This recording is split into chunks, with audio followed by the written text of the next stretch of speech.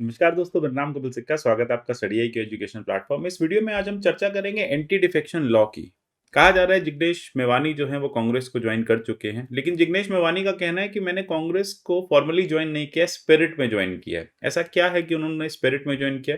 उनका ये कहना है कि ये जो एंटी डिफेक्शन लॉ है, ये मुझे इसको फॉर्मली ज्वाइन करने से रोक रहा है। तो अभी ये टर्म तो मैं अपनी एमएलए की एज एन इंडिपेंडेंट कैंडिडेट पूरी करूंगा, उसके बाद नेक्स्ट टर्म से मैं कांग्रेस के टिकट पे ही इलेक्शन लड़ूंगा। तो इसी की वजह से जो ये एंटी डिफेक्शन लॉ है फिर से स्पॉटलाइट में आ गया। तो जानेंगे एग्जैक्टली कि क्या एंटी डिफेक्शन लॉ कहता है और ऐसा क्या क्या लिमिटेशंस है एंटी डिफेक्शन लॉ में, जिसकी वजह से यहाँ पे जिग्नेश मेवानी को इन स्पिरिट कांग्रेस ज्वाइन करना पड़ा और फॉर्मली वो कांग्रेस के पार्ट नहीं बन पा रहे हैं। साथ ही साथ देखेंगे कि एंटी डिफेक्शन लॉ में क्या क्या चेंजेस की बात की जा रही है, सुप्रीम कोर्ट के वेरियस जजमेंट के बारे में जानेंगे और इंडिपेंडेंट एमएलए पे ये कैसे अप्लाई होता है, इसकी चर्चा भी डिटेल में करेंगे। अगर आप स्टेट जुडिशल एग्जाम की प्रिपरेशन कर रहे हैं तो इसके कोर्सेज आप हमारे से परचेज कर सकते हैं। इसके अलावा बाकी जुडिशियल एग्जाम के कोर्सेज भी हमारे पास अवेलेबल हैं। उन सबको आप नीचे डिस्क्रिप्शन में दिए लिंक के थ्रू परचेज कर सकते हैं। स्टडी आईक्यू पे विभिन्न माध्यमों से हमसे जुड़ सकते हैं, मुझसे कनेक्ट हो सकते हैं टेलीग्राम पे, यहाँ पे आपको पीडीएफ मिल जाएंगे। @कपिल सिक्का पे आप मुझे फॉलो कर सकते हैं। बात है 52nd अमेंडमेंट 1985, जिसके चलते एक 10th शेड्यूल जो है ऐड किया गया। लेकिन क्या ये 1985 में डिसाइड किया गया था कि 10th शेड्यूल ऐड होगा? क्या 1985 में ही फाइनली डिसीजन लिया गया कि एक एंटी डिफेक्शन लॉ आएगा? ऐसा नहीं है।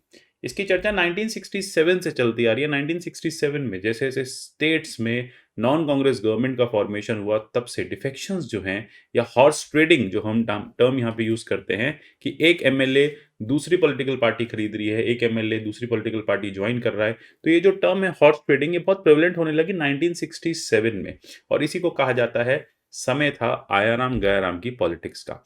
अभी पॉलिटिकल वोकैबुलरी में आयाराम गयाराम आया कहाँ से? फ्लोर क्रॉसिंग को हम क्यों आयाराम गयाराम कहते हैं? इसकी एक अच्छी कहानी है। गयालाल जी थे, उन्होंने कांग्रेस को लगभग 2 से 3 बार छोड़ा और वापस ज्वाइन किया। तो जब फाइनली उन्होंने वापस यूनाइटेड फ्रंट से कांग्रेस में अपनी एंट्री करी, तो ये कहा कि गयालाल जी जो चले गए थे वो वापस आ गए हैं। तो वहीं से ये टर्म फेमस हो गया, आयाराम गयाराम। अब इसमें वेंकट सुब्बैया थे, कांग्रेस के एमपी थे। उन्होंने बेसिकली एक हाई लेवल कमिटी सेट की और ये देखा कि ये जो डिफेक्शंस बढ़ते जा रहे हैं, इन डिफेक्शंस को कैसे रोका जाए। इंदिरा गांधी भी इससे पहले कोशिश करती आ रही थी कि इन डिफेक्शंस को रोकना चाहिए, क्योंकि कांग्रेस जो है वो वीक होती जा रही थी। लेकिन राजीव गांधी की गवर्नमेंट में इसको फाइनलाइज किया गया, फॉर्मुलेट किया गया और ये कहा कि ये जो लेजिस्लेचर्स बार बार फ्लोर चेंज कर रहे हैं, मतलब क्रॉसिंग द फ्लोर कर रहे हैं, दूसरी पॉलिटिकल पार्टी जाके ज्वाइन कर रहे हैं, हमारी टिकट से इलेक्ट होते हैं, थोड़े दिन बाद दूसरी पॉलिटिकल पार्टी के मेंबर बन जाते हैं। तो ये प्रोसेस को कैसे होल्ड किया जाए, कैसे यहाँ पे कन्विक्शन या फिर आप कहें कि रोका जाए। एलिजियंस जो है उनकी एक पॉलिटिकल पार्टी में थोड़े दिन रहती है, फिर वो चले जाते हैं। तो इन सब चीज़ों के लिए वेंकट सुब्बैया ने एक कमेटी फॉर्मुलेट करी और उसी में एक नया जो है प्लान आया, वो है anti defection law. Political experts का तो ये भी कहना है, कॉन्स्टिट्यूशनल एक्सपर्ट्स भी इसी बारे में चर्चा करते हैं कि ये कॉन्स्टिट्यूशनल जो है कॉन्स्टिट्यूशन की या फिर हम कहें डेमोक्रेटिक वैल्यूज को प्रिजर्व करने के लिए कम इसका ऑब्जेक्टिव था। इसका ज्यादा ऑब्जेक्टिव था कांग्रेस को बचा के रखना, क्योंकि नई नई पॉलिटिकल पार्टीज बनती जा रही थी और वो कांग्रेस के एमपीज को, एमएलएस को अपने साथ ले जा रही थी।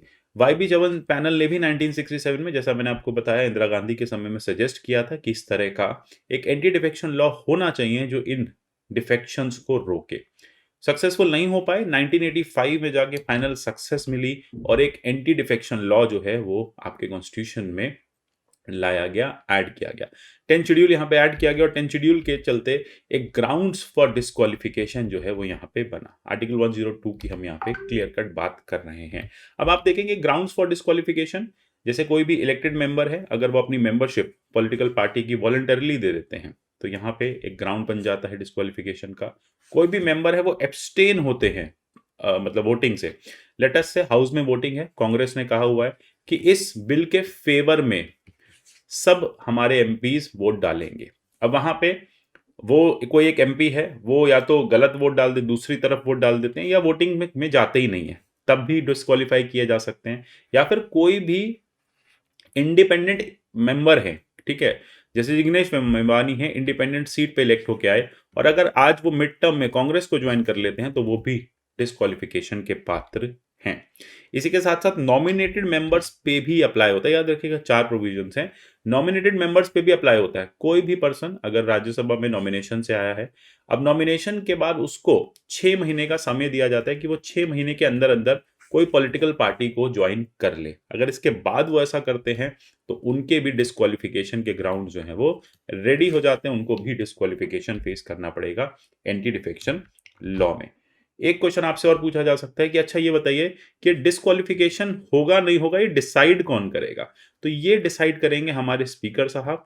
यहाँ पे स्पीकर के पास पावर है डिस्क्वालिफिकेशन को डिसाइड करने की। तो स्पीकर के पास डिस्क्रिशनरी पावर है। तो कभी भी इस तरह का प्रीलिम्स में फैक्ट आ जाए कि speaker has the discretionary power to finalize whether the candidate can be disqualified or not disqualified, yes, speaker has that discretionary power under article 102 of the constitution.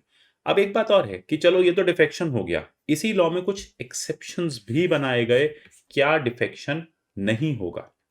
Schedule 10 को अगर हम डिटेल में पढ़ें तो वो ये कहता है कि दो पॉलिटिकल पार्टीज के बीच में अगर मर्जर हो जाता है, लेट अस से आम आदमी पार्टी और बीजेपी मर्ज हो जाती हैं, तो फिर जो आम आदमी पार्टी के मेंबर्स बीजेपी में जाएंगे वो डिफेक्शन नहीं किया जाएगा। या फिर किसी भी एक पॉलिटिकल पार्टी के 2/3 मेंबर जुड़ जाते हैं दूसरी पॉलिटिकल पार्टी के साथ। यहाँ मेंबर्स कौन से हैं? ये वो मेंबर्स जो एमपी हैं, एमएलए हैं, ठीक है, इधर उधर के मेंबर नहीं, सिर्फ एमपी एमएलए की बात हो रही है क्योंकि लॉ अप्लाई उन्हीं पे होता है। तो 2/3 मेंबर, जैसे मैं आपको बताऊं, गोवा गोमुक्त पार्टी थी, जीजीपी थी, अब उसने वहां उसके 3 एमएलए थे गोवा लेजिस्लेटिव असेंबली में, 3 में से 2 एमएलए ने बीजेपी ज्वाइन कर लिया, तो ये दोनों एमएलए जो हैं डिस्क्वालिफिकेशन का पात्र नहीं बने।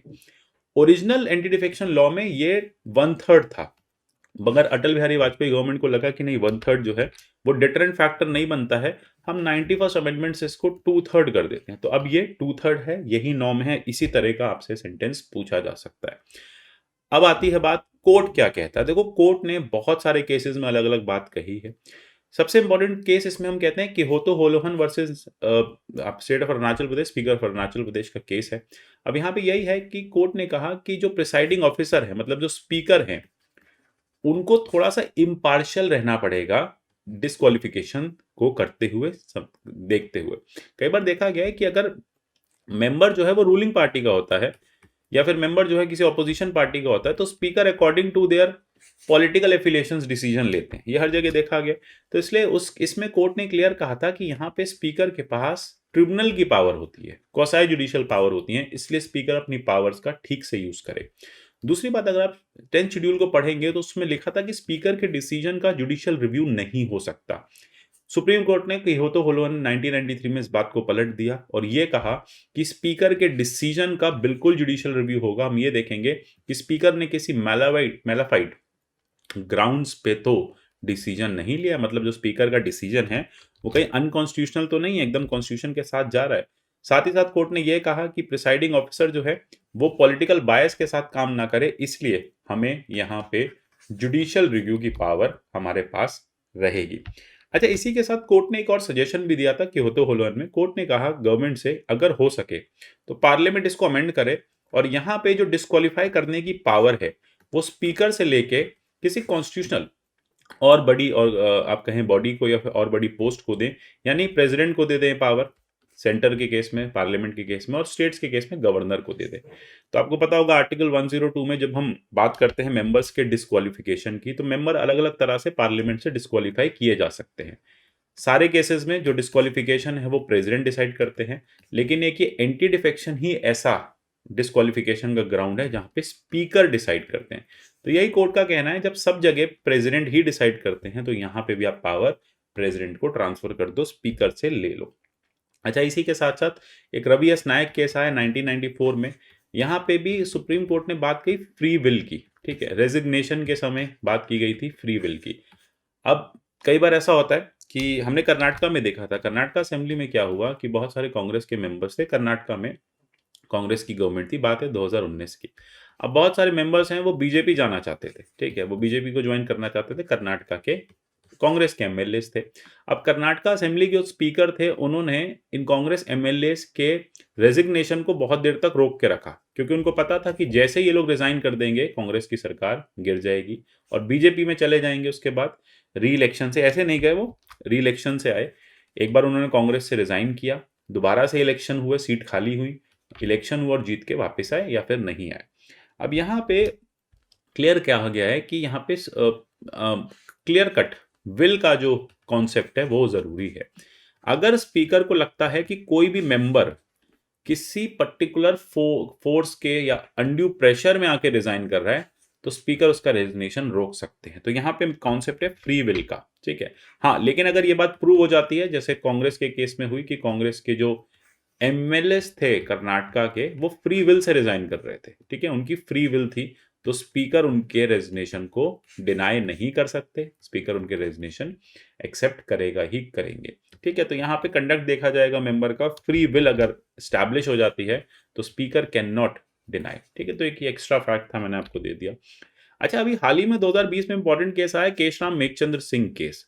यहाँ पे सुप्रीम कोर्ट ने फिर से एंटी डिफेक्शन लॉ के वर्किंग की बात की। कोर्ट ने कहा देखो लॉ अच्छा है, लॉ में दिक्कत नहीं है, लेकिन एंटी डिफेक्शन लॉ होने के बाद भी इतने सालों से, आज आप देखेंगे कि एंटी डिफेक्शन लॉ को 36 ईयर्स होने को आ गए हैं, डिस्पाइट ऑफ दीज 36 ईयर्स और despite of the journey in past 36 years, जो डिफेक्शंस हैं वो नहीं रुक रहे हैं। हॉर्स ट्रेडिंग तो आपने देखा ही होगा, चलती आ रही है। इसमें आपने बहुत सारे रिजॉर्ट देखे होंगे बुक किए जाते हैं, जहाँ पे बहुत दिन तक अपने एमएलएज एमपीज को होल्ड करके रखा जाता है कि नहीं नहीं आप किसी बाहर वाले से नहीं मिलोगे, सरकार गिर जाएगी। राजस्थान का केस हमने देखा, कर्नाटका का देखा, महाराष्ट्र का हमने केस देखा। तो यहाँ पे बात आ जाती है कि केशरम मेघचंद्र केस में सुप्रीम कोर्ट ने फिर से चिंता जताई कि लॉ बहुत अच्छा है, लेकिन लॉ की वर्किंग ठीक नहीं होने की वजह से ये लॉ अपने डिजायर्ड ऑब्जेक्टिव को अचीव नहीं कर रहा। एक तरफ हम 36 साल पहले लॉ लेके आए जिससे हम डिफेक्शन को रोकेंगे, लेकिन ये लॉ आने के बाद भी डिफेक्शन जो है मास लेवल पे चल रहे हैं। तो इसके लिए कोर्ट ने कुछ सजेशंस दिए। कोर्ट ने कहा कि जैसे ही स्पीकर के पास डिस्क्वालिफिकेशन की एप्लीकेशन आती है, स्पीकर को 3 महीने के अंदर अंदर उसको रिजॉल्व करना पड़ेगा। साथ ही साथ ये भी कहा कि पार्लियामेंट को आप एक परमानेंट ट्रिब्यूनल बनाओ, स्पीकर ना बैठ के उस ट्रिब्यूनल पे सुप्रीम कोर्ट के कोई रिटायर्ड जज बैठे, हाई कोर्ट के चीफ जस्टिस बैठे, और ये मिलकर डिसाइड करें कि ये डिस्क्वालिफिकेशन होना चाहिए या नहीं होना चाहिए, एंटी डिफेक्शन का केस है या नहीं है। साथ ही साथ यहाँ पे कहा कि प्योरिटी जो है इस लॉ की मेंटेन की जाए, क्योंकि डेमोक्रेसी की फंक्शनिंग के लिए काफी इंपॉर्टेंट है। और बार बार कोर्ट कहता आ रहा है कि ये पावर आप स्पीकर से लेके किसी मल्टी मेंबर बॉडी को दे दो या प्रेसिडेंट को दे दो। स्पीकर क्योंकि एक कॉन्स्टिट्यूशनल पोस्ट है, लेकिन आपने देखा स्पीकर के ऑफिस के साथ भारत में एक दिक्कत ये भी है कि उसका पॉलिटिकल एफिलिएशन बराबर रहता है। मतलब स्पीकर अगर बीजेपी से हैं तो वो अपनी पॉलिटिकल पार्टी के साथ एफिलिएटेड रहते हैं। तो कई बार देखा गया कि वो जो काम करते हैं वो बायस मैनर में करते हैं, कांग्रेस से है तो बायस मैनर में करते हैं, ये बहुत आम देखा गया है। तो बार बार इस पे भी एक चिंता व्यक्त की जाती है।